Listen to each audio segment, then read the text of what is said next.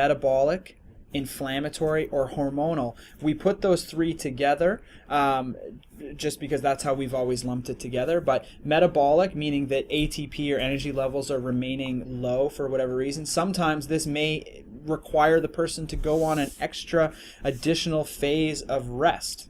Sometimes this might require the person to start taking dietary supplements to help boost energy levels.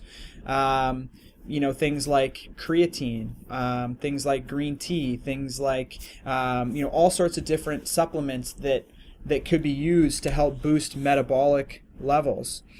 Inflammation is the other part of that equation.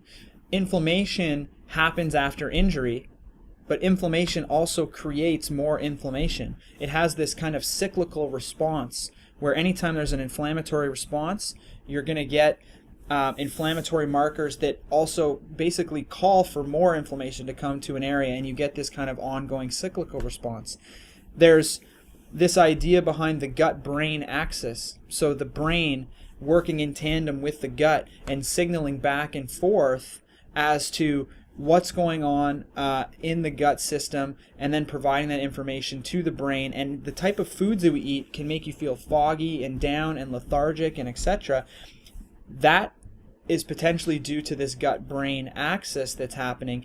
After concussion, gut permeability is at least thought to increase. So once your gut permeability increases, this opens the door for more kind of pro-inflammatory things to happen, and then cause inflammation in the brain, which makes you feel foggy, fatigued, confused, headaches, dizzy, whatever it may be. And then that causes more inflammation to go down to your gut to then open up your permeability, your gut lining, and then this just cyclical response happens. So even foods that you might have been fine with in the past now become pro-inflammatory for you, and you have these persistent symptoms happening. So inflammation is another potential cause. The treatment is figuring out what's going on with your diet and what type of supplements may be needed to boost that up.